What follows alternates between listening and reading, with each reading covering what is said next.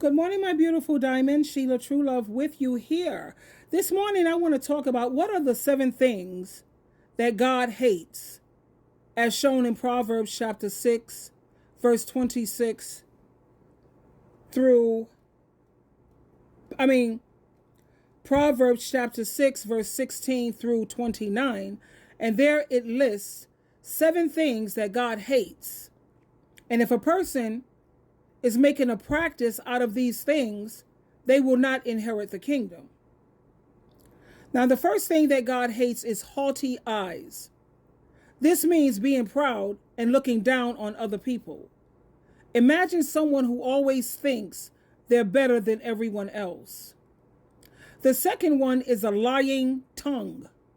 This is when someone tells lies or they deceive others.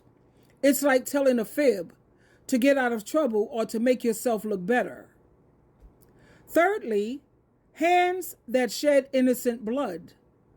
This means hurting or killing someone who doesn't deserve it. It's like bullying or being mean to someone who's weaker or who's more vulnerable. Next, a heart that devises wicked plans. This is when someone thinks up mean or hurtful things to do to other people. It's like plotting to play a trick on someone or to hurt their feelings. The fifth thing God hates is feet that run rapidly to evil. This means being quick to do bad things or to get involved in trouble, or people who like looking at a lot of violent shows. Boxing, wrestling, that's evil, it's violent. It's like rushing to join in on a fight or to do something that you know is wrong. And that's feet that's in a hurry to run to what is evil. The sixth thing is a false witness who breathes and who tells lies. This is when someone lies under oath or they tell lies to get someone else into trouble. It's like lying in court or telling the teacher that someone else did something wrong when they didn't. I'm trying to make this as easy to understand as possible. Now, the last one is the one that really hit me hard. One who spreads strife among brothers.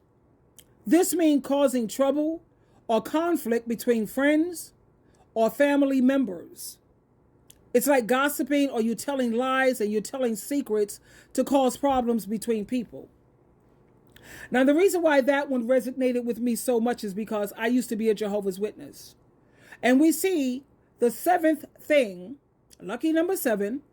7 symbolizes perfection and completeness. It's those who cause conflict and destroy and bust up families and friends. And that's what Jehovah's Witnesses are always known to do. Because you don't want to be a part of their group, they actually tell you to limit your association with your family members, or they will remove you. That's their new thing. It used to be disfellowship. Why? For spiritual reasons? No, because you don't agree with something that they're teaching. The Holy Spirit is more active on you than it is on the governing body. That's why you understood and knew things before the governing body did, and they had to come up and start changing their teachings. Oops, oops, oops, new light. We already had the new light. Because we're being led by the Holy Spirit and they're not. Now, because you speak out against this governing body or you speak the truth, that's a problem. So now they're going to do the 7th thing that God, he hates, not just disagree with or he said, no, he hates it. We have to remember that God, he loves us very much. And he wants us to be kind and he wants us to be honest. You don't go around demonizing people, calling people out of their names, calling them apostates, just so people won't listen to them. That's going against the scriptures. But then so is so many other things they do that goes against the scriptures. As you know, I was a Jehovah's Witness for 55 years. And that's why I come out strong against this organization, because it has done so much destruction. There are so many things that people have missed out on. I was listening to someone who is a veteran, and he gets over $3,700 a month. Do you know how many Jehovah's Witnesses was told that we couldn't join the military? Now, new light, you can join the military now It's called alternative services. You know how many people could have benefited from that? Not to mention all of the lies that they told about blood transfusions, of their two-witness rule when it comes to child molestation, and go to the elders before going to the authorities, and then they'll hand it over to their legal department. You know, it was just so much that this organization has taken away from so many people. So number 7, that hit real hard. That hit home with me. You go around gossiping and telling lies, spreading lies on other people just so they won't listen. They fail to understand how Jehovah God and Jesus Christ, they love us and they want us to be kind to each other and honest. They hate these things that was mentioned because they hurt people, and it goes against God's love and God's kindness. But do you think they will understand that? Of course not. Because the way God designed family is meant to be a source of love, a source of support, and a source of unity.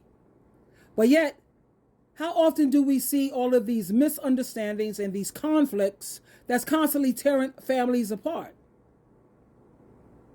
God clearly makes it clear that you don't go around causing divisions among family and friends. That's among the things that he loathes, that he hates. Because when we allow these divisions to creep into our relationships, we're not only hurting those who's around us, but we're also distancing ourselves from God's purpose when it comes to our lives. I just wanted to make this real quick before I head out to the office, because I was thinking about this and I was reading something spiritual, and it brought me to this about the 7 things that God hates. Yes, he hates. Anyway, I gotta run. Sprinkle, sprinkle, sprinkle.